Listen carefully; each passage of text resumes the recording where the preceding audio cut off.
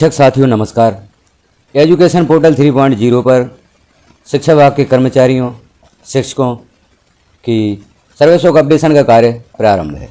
तो हम समझते हैं यहाँ पर या समझने का प्रयास करते हैं कि गुरुजी या शिक्षा गारंटी वाले शिक्षक अपनी सर्विसों का अपडेट कैसे करेंगे। तो किसी ब्राउज़र पर आप सर्च करें एजुकेशन पोर्टल 3.0। जैसे ही आप सर्च करते हैं पहला ऑप्शन यहाँ पर शो होता है, इस पर आप क्लिक कर दें। जैसे ही इस पर क्लिक करते हैं तो लॉगिन के लिए यहाँ पर ऑप्शन उपलब्ध होता है। तो आप अपनी व्यक्तिगत यूनिक आईडी यूजर नेम में लिखें, पासवर्ड लिखें, कैप्चा फिल करें और लॉगिन पर क्लिक कर दें।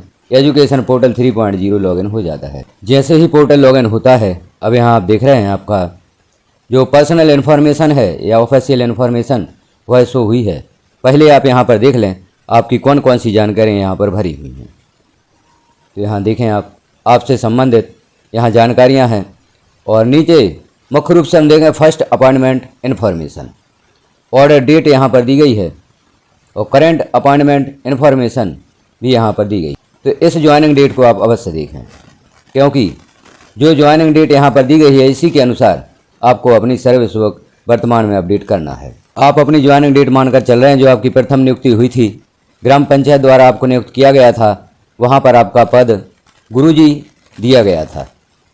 तो उस गुरुजी पद के अनुसार यदि आप सर्विसों को अपडेट करते हैं तो जब आप सर्विसों को अपडेट करेंगे तो वहाँ पर गुरुजी पद प्रदर्शित नहीं हो रहा है। तो क्या आपको जब आपकी नियुक्ति संविदा में हुई थी वहाँ से सर्विस बुक अपडेट करना है या प्रथम नियुक्ति दिनांक आपको संविदा नियुक्ति की देना है, क्योंकि यहाँ पर जो ज्वाइनिंग डेट दी गई है वह संविदा वाली ही है।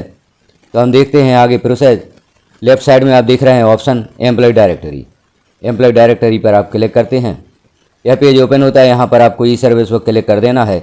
ई सर्विस बुक आप क्लिक करते हैं, एक बार पुनः ई सर्विस बुक ऑप्शन उपलब्ध होता है, इस पर आप क्लिक कर दें।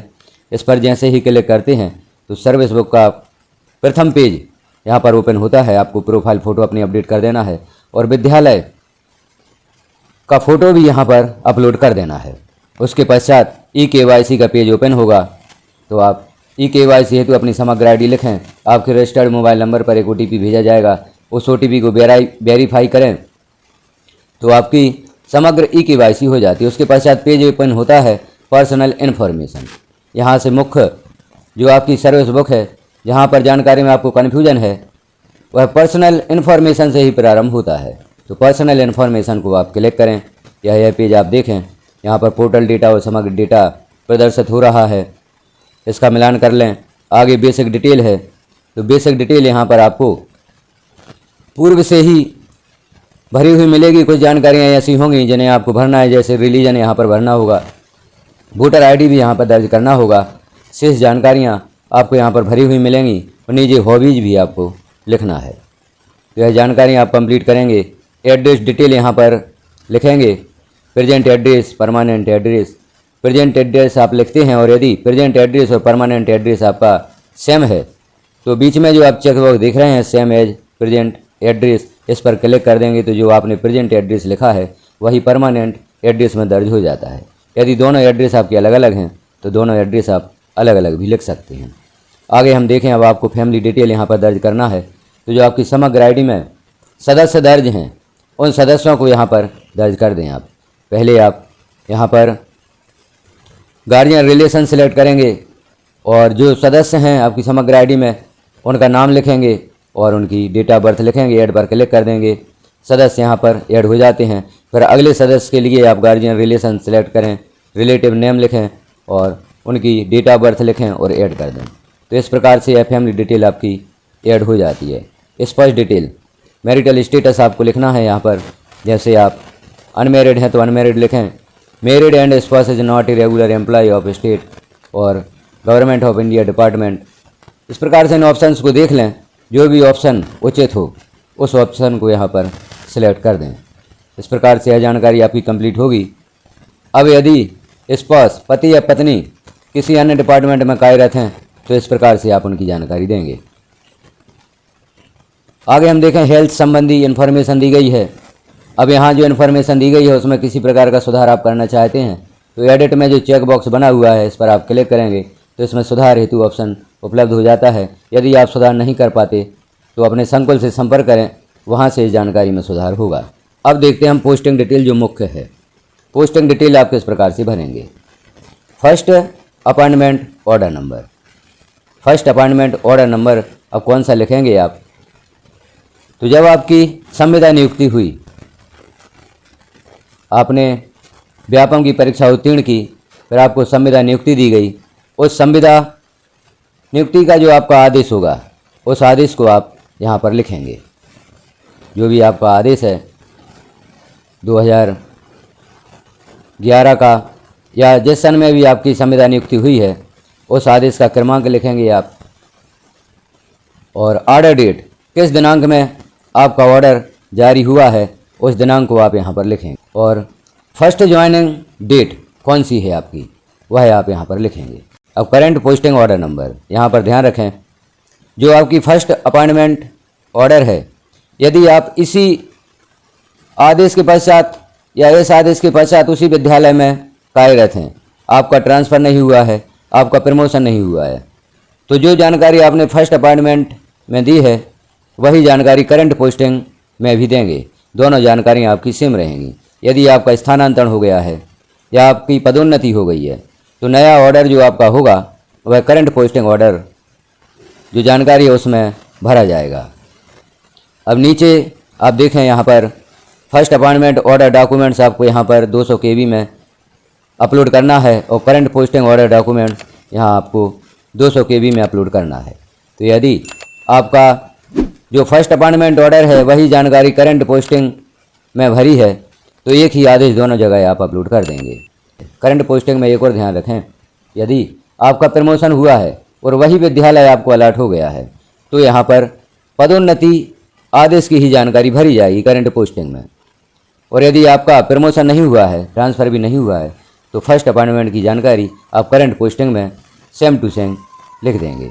इस प्रकार से यह जानकारियाँ भरते हुए आप आगे देखें कि आपने शिक्षा गारंटी के अंतर्गत गुरुजी के रूप में कार्य किया है। अब यहाँ पर जो आपकी प्रॉब्लम है प्रथम नियुक्ति दिनांक की, तो यहाँ पर ऑप्शन दे दिया गया है कि आपने शिक्षा गारंटी के अंतर्गत गुरुजी के रूप में कार्य किया है। तो यदि शिक्षा गारंटी में आप थे, गुरुजी के रूप में आपने कार्य किया है, तो यहाँ पर हाँ लिखें। और गुरुजी के रूप में कार्य प्रारंभ तिथि भी यहाँ पर लिखना है। तो जब से आपने गुरुजी के रूप में अपनी प्रथम ज्वाइनिंग दी थी उस दिनांक को यहाँ पर लिख दें। अब इतनी जानकारियाँ भरते हुए आप सेव एंड नेक्स्ट पर क्लिक कर देंगे तो यह पेज आपका सुरक्षित हो जाता है। इस पेज की जानकारियाँ सुरक्षित हो जाती। इसका प्रिंट भी प्राप्त कर लेना है। जो यह पेज है आपकी पर्सनल इन्फॉर्मेशन है, प्रिंट पर आप क्लिक करेंगे तो यह जानकारी आप PDF के रूप में अपने पास सुरक्षित रख सकते हैं। अब देखते हैं हम अगला पेज, क्वालिफिकेशन। जो भी आपकी क्वालिफिकेशन है उन क्वालिफिकेशन को आप यहाँ पर सबमिट कर दें। जैसे क्वालिफिकेशन हम क्लिक करते हैं तो middle, high school, higher secondary और हायर सेकेंडरी 11, 12 डिप्लोमा, जो भी आपकी एजुकेशनल क्वालिफिकेशन है उनको यहाँ पर दर्ज कर दें। अब यहाँ पर एक और ध्यान रखें, जो मिडिल की जानकारी है या कक्षा 8वीं की अंक सूची आपको सबमिट करना है। यदि आप हाई स्कूल की मार्कशीट यहाँ पर सबमिट करते हैं तो उसमें जन्म तिथि होती है। जन्म तिथि प्रमाणीकरण के लिए हाई स्कूल की अंक सूची आवश्यक होती है। यदि आपने हायर सेकेंडरी 11th कक्षा वाली की है, अर्थात पुराने पैटर्न वाली की है, तो यहाँ पर आपको मिडिल स्कूल की या कक्षा 8वीं की अंक सूची भी सबमिट करनी होगी, क्योंकि उसमें जन्म तिथि होती है। 12th की अंक सूची में जन्म तिथि नहीं होती। तो जन्म तिथि प्रमाणीकरण के लिए आपको यहाँ पर कक्षा 8वीं की अंक सूची भी सबमिट करनी होगी। और यदि आपने हाई स्कूल की अंक सूची यहाँ पर सबमिट की है तो उसमें जन्म तिथि होती है। तो इस प्रकार से क्वालिफिकेशन आप एक एक करके ऐड करेंगे और नीचे जो ऐड का ऑप्शन है इस पर आप क्लिक करते जाएंगे तो इस प्रकार से जानकारियाँ आपकी यहाँ पर प्रदर्शित होंगी। तो जैसे ही आपकी क्वालिफिकेशन संपूर्ण यहाँ पर दर्ज हो जाती हैं तो सेव एंड नेक्स्ट पर क्लिक कर दें तो आप अगले पेज पोस्टिंग पर पहुँचते हैं। तो यहाँ पर जैसे हम देखें पोस्टिंग टाइप में आप सिलेक्ट करते हैं फर्स्ट अपॉइंटमेंट। फर्स्ट अपॉइंटमेंट आपने सिलेक्ट की। अब डेजिग्नेशन यहाँ पर पद आपको सिलेक्ट करना है।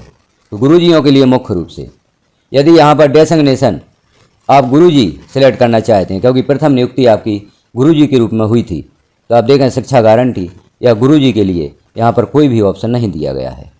तो आप प्रथम नियुक्ति में गुरुजी वाला आदेश, जो आपका शिक्षा गारंटी वाला प्रारंभिक आदेश है, उसे आप यहाँ पर सबमिट नहीं कर सकते, क्योंकि आपके लिए यहाँ पर कोई पद नहीं दिया गया है। लेकिन यहाँ पर संविदा हेतु पद दिया गया है। यहाँ पर आप देखें संविदा शिक्षक 1, संविदा शिक्षक 2, संविदा शिक्षक 3, अर्थात आपकी जो नियुक्ति दिनांक शुरू होगी वह संविदा से ही होगी। तो यहाँ पर जिस वर्ग में आपकी नियुक्ति हुई है उस वर्ग को आपको सिलेक्ट करना होगा। यदि यहाँ पर गुरुजी पद दे दिया गया होता तो आप जो आपकी प्रथम नियुक्ति है गुरुजी उसे भी यहाँ पर सबमिट कर सकते थे। तो यहाँ पर संविदा से आप शुरू करेंगे। जो भी आपका ऑर्डर नंबर है उस ऑर्डर नंबर को अंकों में लिखेंगे, जैसे यहाँ पर हम लिखते हैं, और जो भी दिनांक है आपकी 2008, 2009, 2010, 11 आपके अनुसार संविदा में नियुक्ति की जो आपकी दिनांक है उस दिनांक को आप यहाँ पर सिलेक्ट करेंगे और ऑर्डर डेट, और जो आपकी ऑर्डर डेट होगी वही दिनांक आपकी ज्वाइनिंग डेट हो जाती है। क्योंकि आप पूर्व से कार्यरत हैं, पूर्व से कार्यरत रहते हुए आपकी संविदा में नियुक्ति हुई है तो वही दिनांक ज्वाइनिंग डेट में भी हो जाती है। अब पोस्टिंग स्कूल या ऑफिस इंस्टीट्यूट कोड, यहाँ पर आपको जिस विद्यालय में आपकी संविदा नियुक्ति हुई है लगभग उसी विद्यालय में आपकी संविदा नियुक्ति हुई होगी जिसमें आप गुरुजी के पद पर कार्यरत हैं। तो यहाँ पर उस विद्यालय का डाइस कोड लिख दें। डाइस कोड जो भी है आपके विद्यालय का उसे आप लिखेंगे। और पोस्टिंग स्कूल ऑफिस, यहाँ पर स्कूल का नेम भी आपको लिखना है। तो जो भी आपके विद्यालय का नाम है उसे आप यहाँ पर लिख देंगे।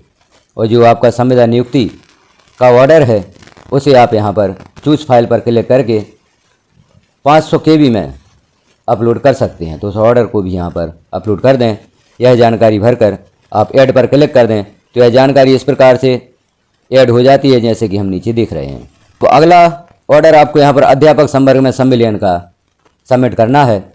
तो जैसे 3 वर्ष की संविदा नियुक्ति में परिवीक्षा पूर्ण करते हुए आपका अध्यापक संवर्ग में संविलियन हुआ हुआ तो उस आदेश से संबंधित जानकारी भी यहाँ पर भर दें। जैसे कि आपने प्रथम आदेश की जानकारी भरी है तो संविलियन का आदेश यहाँ पर सबमिट करें। उसके पश्चात अध्यापक संवर्ग से नवीन संवर्ग में नियुक्ति अर्थात 2018 वाला ऑर्डर भी आपको यहाँ पर सबमिट करना है। तो उस ऑर्डर की जानकारी भरते हुए उस ऑर्डर की PDF आप यहाँ पर सपोर्टिंग डॉक्यूमेंट्स में अपलोड कर देंगे। इन जानकारियों को आप ऐड कर देंगे। तो जैसे हम नीचे देख रहे हैं जानकारियाँ इस प्रकार से ऐड हो जाती हैं। तो आप भी इन जानकारियों को यहाँ पर ऐड कर दें। अब हम नीचे देखते हैं स्थानांतरण, पदोन्नति और उच्च पद प्रभार की प्रविष्टि। यदि आपका स्थानांतरण हुआ है या आपका प्रमोशन हुआ है या उच्च पद प्रभार यहाँ पर आपको प्राप्त हुआ है तो यहाँ पर सिलेक्ट करते हुए जैसे आपका ट्रांसफ़र हुआ है तो ट्रांसफ़र संबंधी आदेश की जानकारी यहाँ पर भरें। जितने भी आपके ट्रांसफ़र हुए हैं उन सभी ट्रांसफ़र की आदेशों की जानकारी आप यहाँ पर भरेंगे। आपका प्रमोशन हुआ है तो यहाँ पर प्रमोशन सेलेक्ट करेंगे और प्रमोशन से संबंधित जानकारी आप भरेंगे। और यदि आपको उच्च पद प्रभार प्राप्त हुआ है तो उच्च पद प्रभार से संबंधित जो आपका आदेश है उसकी जानकारी आप यहाँ पर भरेंगे। तो इस प्रकार से आप अपनी सर्विस को कंप्लीट करेंगे, इन जानकारियों को ऐड करेंगे। यह जानकारियाँ जैसे ही यहाँ पर ऐड हो जाएंगी सेव पर आप क्लिक कर दें। सेव पर क्लिक करेंगे चूँकि अंतिम पेज है तो यहाँ लॉक एंड सबमिट का ऑप्शन आपको प्राप्त होगा। जब आपको वरिष्ठ कार्यालय से सूचना प्राप्त होती है कि अब आपको सर्विस बुक लॉक करना है तो सर्विस बुक को लॉक कर देंगे, क्योंकि जब तक आप सर्विस बुक को लॉक नहीं करते सर्विस बुक का कार्य आपका पूर्ण नहीं माना जाता। लेकिन ध्यान रखें अभी सर्विस बुक अपडेट करने हेतु नए नए परिवर्तन किए जा रहे हैं, नए नए अपडेट यहाँ पर आ रहे हैं। तो पहले आप देख लें। यदि आप सर्विस बुक लॉक कर देते हैं, कोई नया अपडेट आ जाता है तो उसमें परिवर्तन आप नहीं कर पाएंगे। तो आप इंतजार करें। जैसे ही वरिष्ठ कार्यालय से आपको सूचित किया जाता है कि अब आपको अपनी सर्विस बुक लॉक करना है तभी आप इस सर्विस बुक को लॉक करें। इस प्रकार की अन्य जानकारियाँ देखने के लिए चैनल को सब्सक्राइब कर लें, बेल आइकन को क्लिक कर ऑल पर प्रेस कर दें ताकि महत्वपूर्ण जानकारियाँ जो यहाँ पब्लिश की जाती हैं नोटिफिकेशन के रूप में आपको प्राप्त हो सकें। वीडियो को लास्ट तक देखने के लिए आपका धन्यवाद।